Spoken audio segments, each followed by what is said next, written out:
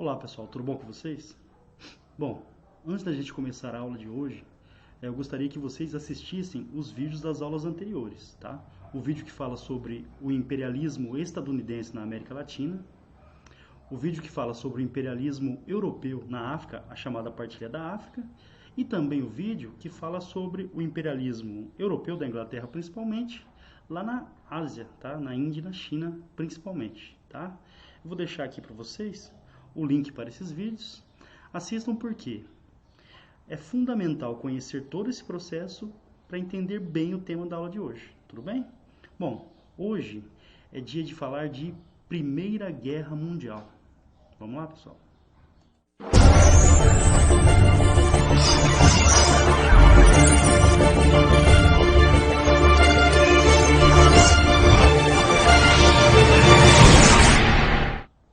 Pessoal, uma das piores marcas na história da humanidade, né? Primeira Guerra Mundial, milhões de mortos, muitos países envolvidos, né? Um continente europeu devastado, atingiu a África, ou seja, uma guerra global porque atingiu aí a maioria dos países de alguma forma, tudo bem?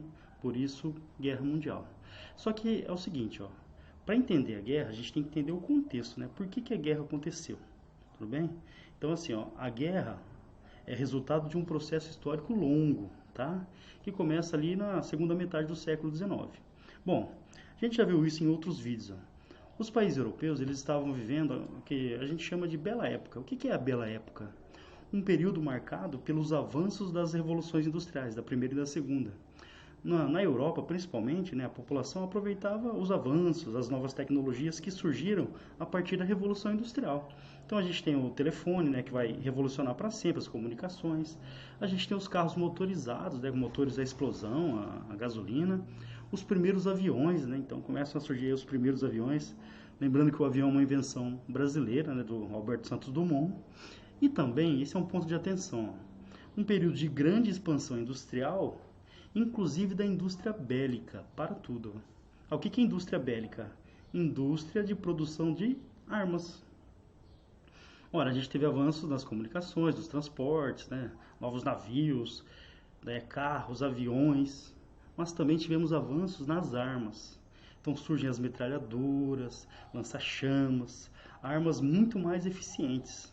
E quando a gente fala de arma eficiente, significa o quê? Que a arma aumentou a sua capacidade de matar. Tudo bem? Então a gente tem todo um avanço aí que os países europeus estavam aproveitando, tá? A população aproveitando os avanços das revoluções industriais, toda a tecnologia que vai surgindo, tá?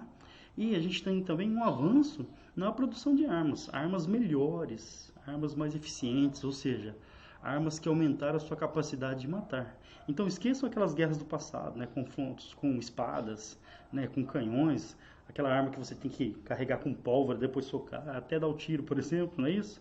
Não, agora a gente tem metralhadoras que disparam ali 600 tiros por minuto, por exemplo. 600 tiros por minuto. Ou seja, armas muito mais evoluídas, tá? Esse é o contexto, tá? Que a gente está traçando agora. Bom, a Primeira Guerra Mundial, isso para o vestibular é muito importante, ó.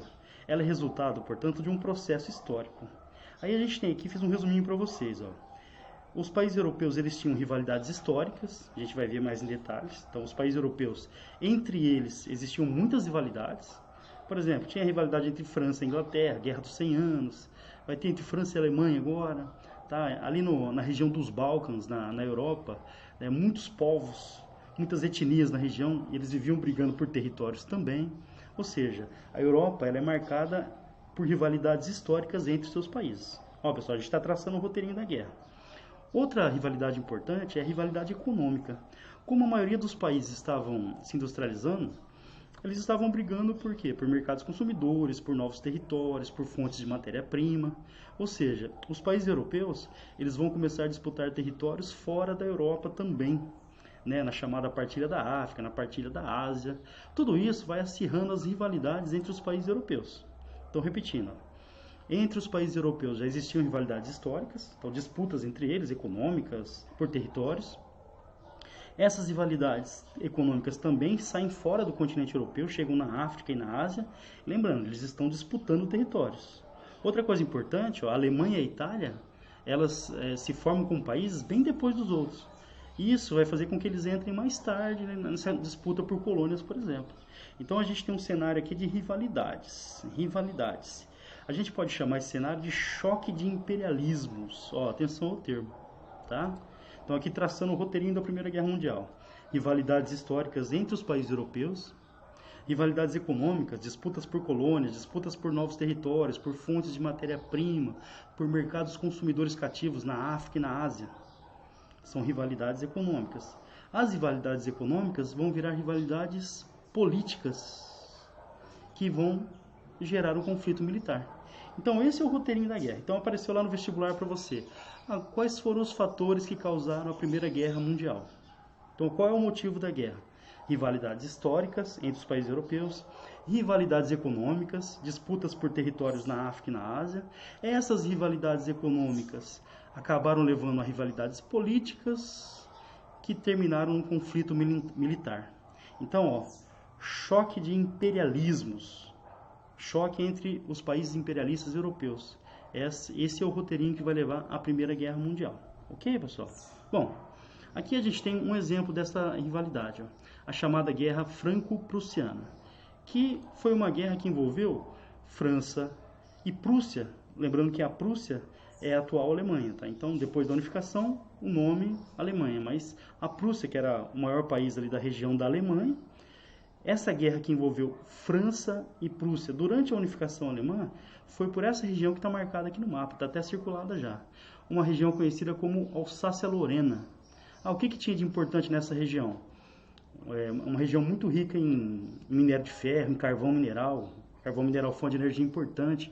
Minério de ferro, matéria-prima muito importante. Ou seja, a França e a Alemanha disputaram a região conhecida como Alsácia e Lorena. A Prússia venceu a guerra, não era a Alemanha ainda, era a Prússia. A Prússia venceu a guerra e, de forma humilhante, a França foi derrotada. Tudo bem? Então, foi uma derrota humilhante para a França. A França foi ocupada pelo exército da Prússia. E tudo isso levou o quê? A uma rivalidade, um sentimento de revanchismo da França em relação à Alemanha, ou Prússia no período, tá?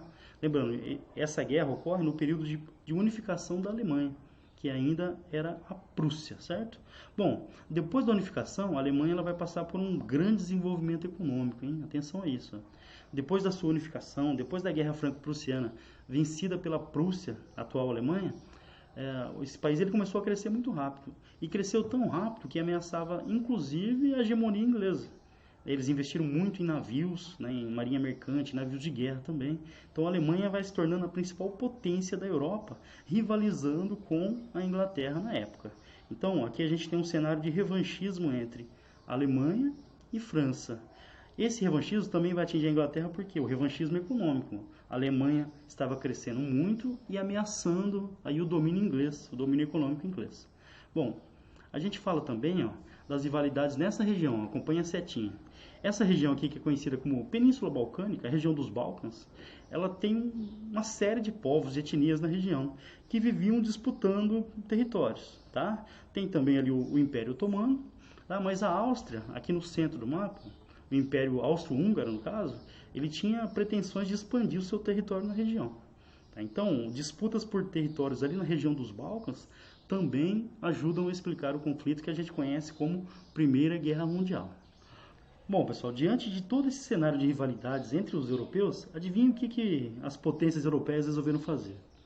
Elas resolveram criar alianças militares, tá? A primeira delas, ela foi a união, né, militar entre a Alemanha, o Império Austro-Húngaro e a Itália. Formaram o que a gente conhece como Tríplice Aliança, ali formalizada em 1882. Eles também são conhecidos como países centrais, ok? Então, uma aliança militar, Alemanha, Império Austro-Húngaro e a Itália. Como resposta, França, Rússia e Reino Unido também fizeram a sua aliança militar, a chamada Tríplice Entente, que foi formalizada ali em 1907. Então, esse é o cenário que a gente tem agora. Diante das rivalidades europeias, os países resolvem fazer alianças militares para se fortalecerem. De um lado a gente tem a Tríplice Aliança, Alemanha, Império Austro-Húngaro e a Itália, e do outro a gente tem a Entente, França, Rússia e Reino Unido. Qual que é o grande problema dessas alianças militares? Se um país for entrar em um conflito, a aliança vai arrastar os outros para a guerra. Será que vai acontecer diante de tantas rivalidades? Bom, além disso, os países europeus eles viviam uma corrida armamentista. Essa corrida armamentista ela ficou conhecida como paz armada. Opa, paz armada? Faz sentido? Paz armada é o nome dado à corrida armamentista dos países europeus lá no contexto da Primeira Guerra Mundial. Os países, prevendo o conflito, ele ia acontecer, parece que o sentimento nacionalista até desejava esse conflito, tá? Então eles começaram o quê? Uma corrida armamentista, começaram uma produção acelerada de armas, prevendo o conflito. Então, como todo mundo estava muito bem armado, um evitava atacar o outro, então por isso o termo paz armada. Só que estava todo mundo na Europa muito bem armado. Se o conflito acontecesse, o número de mortos seria muito grande, tá? Então o cenário está posto. Corrida armamentista, rivalidades, falta o estopim, o caso motivador, o fato que vai dar início à guerra. Lembrando, se aparecer no vestibular para vocês, quais foram os motivos da Primeira Guerra Mundial? Rivalidades históricas, rivalidades econômicas, rivalidades políticas que acabaram no conflito militar. Esse é o motivo da guerra. Então, os motivos reunidos: rivalidades históricas, rivalidades econômicas, que viraram rivalidades políticas e acabaram terminando no conflito militar. Qual foi o fato motivador, o estopim da guerra? É esse aqui, ó. O assassinato do arquiduque Francisco Ferdinando. Ah, mas quem era esse cara? Francisco Ferdinando, ele era o príncipe herdeiro do Império Austríaco. Tá? Então, lá na Áustria, o Francisco Ferdinando, o príncipe herdeiro, ele herdaria o Império, tá? Da Áustria. E o que ele vai fazer? Ele vai visitar, acompanha a setinha, ele vai visitar a capital da Bósnia, uma região que era dominada pelo Império Austríaco, né? A cidade de Sarajevo. Do lado ali tem a Sérvia. A Sérvia ela também tinha planos expansionistas e ela estava incomodada com a expansão da Áustria na região. Dentro da Sérvia surge um grupo nacionalista radical chamado Mão Negra. Então, dentro da Sérvia surge um grupo nacionalista radical chamado Mão Negra. Esse grupo ele defendia o quê? Um expansionismo da Sérvia na região contra a influência ali do Império Austríaco. Bom, sabendo da visita do príncipe herdeiro da Áustria, Francisco Ferdinando, esse grupo ele vai armar uma emboscada. Eles vão tentar matar o Francisco Ferdinando, tudo bem? Bom, veio a comitiva do príncipe, os membros da Mão Negra estavam esperando e jogaram uma granada no carro do Francisco Ferdinando. Só que o cara que jogou a granada, ele errou, atingiu o carro de trás, ok? Ferindo algumas pessoas.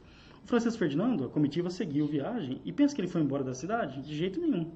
Ele seguiu lá o roteiro que ele ia fazer e depois ele foi visitar os feridos no hospital. Só que quando ele foi visitar os feridos, o motorista do Francisco Ferdinando, ele errou o caminho. Errou o caminho, entrou numa rua errada. Quando ele foi retornar, o carro quebrou. E bem em frente a um café, um dos membros daquele grupo Mão Negra estava sentado nesse café. Esse membro é chamado Gravilo Prince. É um dos membros, ele é um jovem, tá? Que era membro da Mão Negra. Esse sujeito, percebendo ali a presença do Francisco Ferdinando, ele aproveitou o quê? Pegou a arma e fuzilou lá o príncipe herdeiro da Áustria, matando o príncipe. Bom, qual que vai ser a reação do governo da Áustria, do Império Austríaco? Eles vão culpar a Sérvia. E provavelmente o governo sérvio estava envolvido mesmo, né? Porque membros da Mão Negra faziam parte do governo, inclusive. Isso levou o quê? O Império Austríaco a declarar guerra à Sérvia no dia 28 de julho de 1914. Bom, quando a Áustria, agora atenção à política de alianças, ó. Olha como aquela política de aliança que a gente viu agora há pouco vai acabar levando a uma guerra mundial. Quando a Áustria declarou guerra à Sérvia ela era aliada da Rússia. O que a Rússia fez? A Rússia ela manda tropas para proteger a Sérvia. Diante da reação russa, a Alemanha declara guerra à Rússia. A França, ela não se manifesta no início, só que a Alemanha ela resolve atacar a França, que era aliada da Rússia, ok? Para atacar a França, a Alemanha ela invade a Bélgica. Olha a setinha, pessoal. A Bélgica ela era neutra no conflito. Com a invasão da Bélgica, o Reino Unido declara guerra à Alemanha. Bom, está montado o cenário. Essa fase da guerra, onde a Alemanha ela teve grandes avanços, ela é conhecida como guerra de movimento, ou seja, o movimento das tropas. Lembrando, estava todo mundo muito bem armado e preparado para a guerra. A Alemanha ela tem os primeiros grandes avanços, ela invade ela vai tentar invadir a França pela Bélgica, vai chegar inclusive a 50 quilômetros aproximadamente de Paris, né, em território francês, mas ela vai utilizar o território belga para fazer isso, né, sabendo que a fronteira aqui da França estaria bem protegida. Foi uma jogada que eles fizeram. Só que quando eles invadiram a Bélgica, isso jogou o Reino Unido também na guerra. Tudo bem? Então essa fase aqui de grandes avanços é a chamada guerra de movimentos, tá? Então, pessoal, repetindo essa parte aqui, para não ficar dúvidas, tá? Olhando no mapa. O príncipe herdeiro da Áustria, Francisco Ferdinando, ele foi visitar Sarajevo, capital da Bósnia, uma região dominada ali pela Áustria. Um grupo terrorista, um grupo radical, né, da Sérvia, chamado Mão Negra, ataca o príncipe, eles tentam matá-lo, não conseguem. O príncipe ele permanece na cidade, vai visitar lá os feridos no hospital, o motorista dele se perde e um dos membros da Mão Negra encontra o príncipe e o mata, um jovem chamado Gavrilo Príncipe. A morte do príncipe levou a Áustria a declarar guerra à Sérvia. A Rússia, que era aliada da Sérvia, tinha interesses também na região, ela manda tropas em defesa da Sérvia, levando a Alemanha a declarar guerra à Rússia. A França, que fazia parte lá da Entente, né, a Alemanha declara guerra também à França, e para invadir a França, ela invade a Bélgica, que era um país neutro no conflito. A invasão da Bélgica levou à entrada da Inglaterra nesse conflito. Essa fase aqui, então, é a chamada Guerra de Movimento, marcada por avanços principalmente da Alemanha, em território francês, repetindo, chegando ali a 50 quilômetros de Paris. Ô, professor, e a Itália? A Itália fazia parte da aliança. Olha só essa, gente. A Itália, quando a guerra explodiu, a Itália disse que o acordo só teria validade se os países fossem atacados. Então, quem declarou guerra foi a Áustria, a Alemanha. Então, a Itália, por conta disso, não estaria obrigada a entrar na guerra. Só que em 1915, né, um ano depois aí da guerra ter começado, a Itália recebeu a promessa de alguns territórios ali na parte sul da Áustria. Aí o que a Itália fez? A Itália entrou na guerra ao lado da Entente. Traíra, hein? Rapaz. Vamos lá, pessoal. Bom, chega um momento que a guerra vai travar, na chamada Guerra de Trincheiras. Bom, o que é trincheira? Para quem assistiu o filme da Mulher Maravilha, recente, tem um momento do filme que eles estão na trincheira. Né?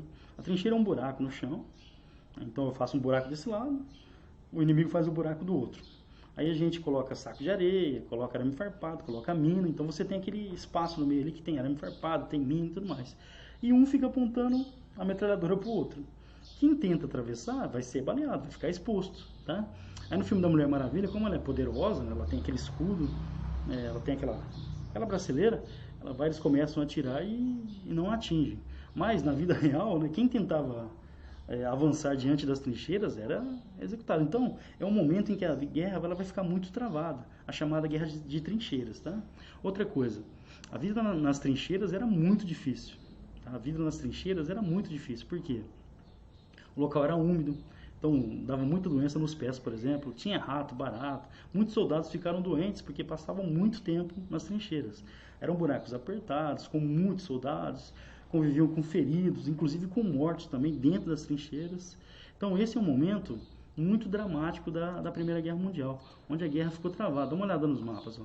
Principalmente aqui na fronteira da França, né, com a Alemanha, né, onde eles construíram ali centenas de quilômetros de trincheiras, né, dos dois lados. E a guerra ficou travada. No Mar do Norte, aqui em cima, a Alemanha ela construiu submarinos e ela cercava a Inglaterra, o Reino Unido, com esses submarinos, porque a marinha inglesa era mais poderosa do que a alemã. Porém, a Alemanha tinha submarinos e usava esses submarinos para afundar os navios ingleses. Tá? Então, ou seja, mas é um momento em que a guerra ficou muito travada. A Alemanha tenta bombardear a Inglaterra com aviões que conseguiam carregar poucas cargas, inclusive balões, né, zeppelins também que eles usavam para atacar a Inglaterra. Mas o fato é que a guerra ficou travada, o conflito ficou parado. Então, começa lá um grande avanço em 1914 e até ali em 1917 o conflito ele é marcado por poucos avanços dos dois lados, principalmente devido à estratégia das trincheiras. Lembrando, trincheira é aquele buraco no chão, né, então o soldado fica dentro. Entre os buracos você tem minas, arame farpado, e quem tenta sair da trincheira para atacar o inimigo é fuzilado. Então é um período em que a guerra vai travar. Em 1917, dois fatos muito importantes vão mudar o rumo da guerra, tá? Esses dois fatos foram, tá? Acompanha no slide. A saída da Rússia do conflito. Então, em 1917, a Rússia ela vai passar por uma revolução interna. Então, a população russa revoltada com a sua situação econômica, principalmente, miséria, fome, né? Ela vai derrubar a monarquia do czar Nicolau II. Então, essa revolução levou à saída da Rússia da guerra. A Rússia entrou em acordo ali com a Alemanha e acabou saindo do conflito. Mas o principal fato que vai mudar o rumo da guerra mesmo foi a entrada dos Estados Unidos, tá? A Alemanha, ela usava seus submarinos para atacar os inimigos e também navios de países neutros, né? Os Estados Unidos, por enquanto, era um país neutro, entre aspas. Por quê? Ele fornecia suprimentos, fornecia empréstimos aos países europeus da Entente, principalmente a Inglaterra. Então, alguns navios dos Estados Unidos eles foram afundados por submarinos alemães. Esse fato levou os Estados Unidos a entrar na guerra, tá? Então, alguns historiadores afirmam que os Estados Unidos entrou também porque ele emprestou dinheiro à Inglaterra, à França, e se eles perdessem a guerra, ele não receberia esse dinheiro de volta, tá? Mas, oficialmente, o motivo da entrada dos Estados Unidos na guerra foi o ataque de submarinos alemães aos navios dos Estados Unidos, ok? O Brasil ele também entrou na guerra, certo? Também teve navios atacados por submarinos alemães, navios que foram afundados. Isso levou o governo brasileiro a entrar no conflito ao lado dos Estados Unidos. O Brasil mandou 7 navios, né, para batalhar ali no Mar do Norte, principalmente, certo? Bom, mas por que a entrada dos Estados Unidos fez tanta diferença? Ó, você tem agora uma grande potência econômica, industrial já, que está fora do palco da guerra. Os Estados Unidos ele entra no conflito fornecendo soldados, fornecendo armamentos, mas seu território está fora do palco, então ele pode continuar produzindo armas, por exemplo. Então, a balança da guerra que estava equilibrada, com a entrada dos Estados Unidos, ela foi desequilibrada. Isso levou à derrota, né, dos países aliados e à derrota da Alemanha, né? Lembrando que, nesse contexto, a Alemanha, que era uma monarquia, né, a monarquia acabou destituída e ela virou uma república, chamada República de Weimar, certo? Bom, ainda sobre a guerra, falando um pouquinho das armas que foram utilizadas, tá? A gente teve, por exemplo, a Inglaterra ela construiu esse tanque aí, tá? um blindado, né, que deu uma grande vantagem, né, aos ingleses, aos exércitos da Entente, né, uma inovação tecnológica da época, tá? Então, bem rudimentar o tanque ainda, mas fez muita diferença no conflito. Tínhamos as metralhadoras, tá? Metralhadoras, né, com 600 tiros por minuto, por exemplo, então uma alta capacidade de matar, lança-chamas. A Alemanha tinha os submarinos chamados U-boats, tá? Esses submarinos afundaram muitos navios dos países da Entente, mas muitos mesmo, tá? Já tivemos os primeiros aviões que foram utilizados, e no caso da Alemanha, eles construíram um avião na metralhadora aqui, ó, na frente do piloto, tá? Só que a hélice também, eles conseguiram criar um sistema onde a metralhadora ela conseguia atirar, fazendo com que as balas passassem pela hélice. Então, conseguiram sincronizar a metralhadora com a hélice da aeronave. Então, para a época, um grande avanço, né?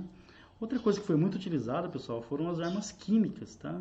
Gases venenosos, tá? Ainda no filme da Mulher Maravilha, que eu comentei agora há pouco, mostra lá que eles estão tentando jogar um grande carregamento de um gás venenoso na Inglaterra, tá? E as armas químicas foram muito utilizadas mesmo nesse conflito, o gás mostarda entre eles, tá? Então, algumas tecnologias que foram utilizadas na guerra, inclusive o lança-chamas, tá?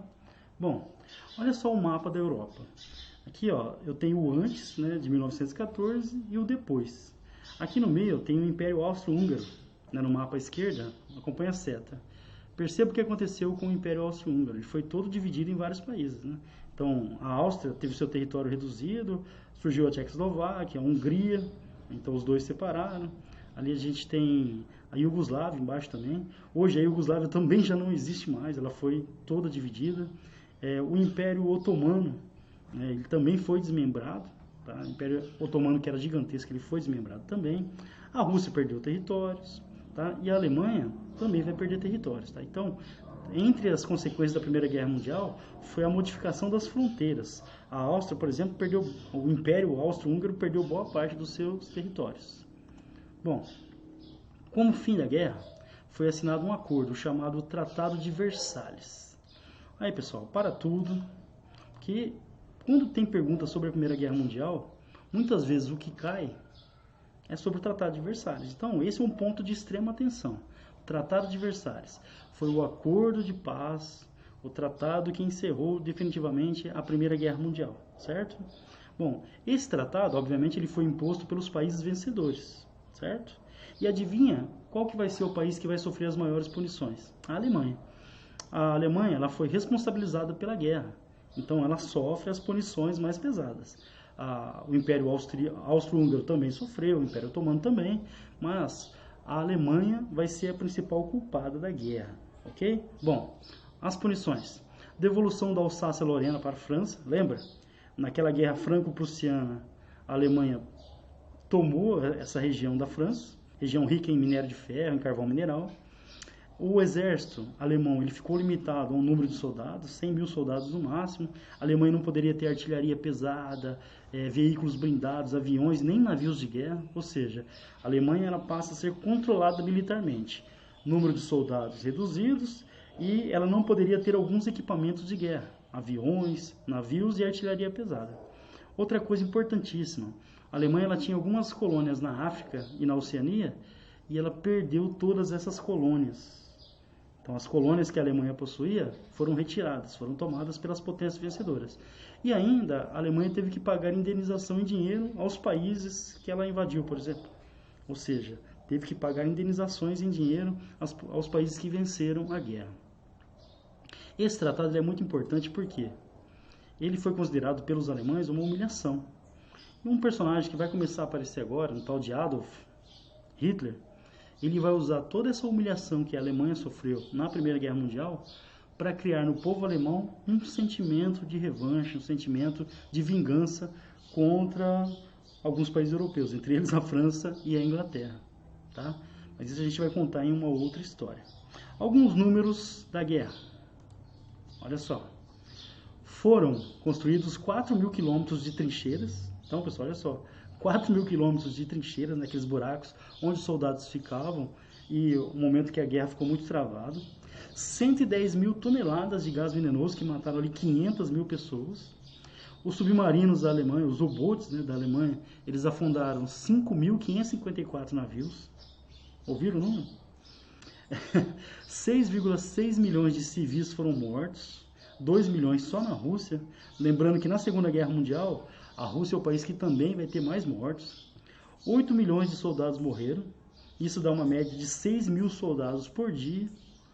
21,2 milhões de feridos. Um total de 65 milhões de pessoas lutaram nessa guerra, de 40 países, sem contar também as colônias. Lembrando que as colônias africanas, elas também foram envolvidas no conflito porque elas faziam parte dos países europeus. Tá aí, pessoal, os números da Primeira Grande Guerra Mundial.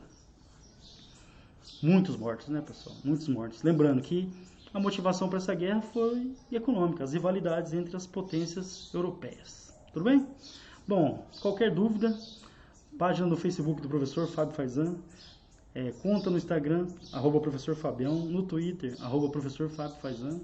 Não se esqueça de se inscrever no canal, clica lá no sininho das notificações, dá um like também e, por favor, compartilhe o canal. Tudo bem, pessoal? Então, qualquer dúvida, só mandar mensagem. Como sempre, vamos juntos construir a história. E de preferência uma história de paz. Não é isso? Tchau.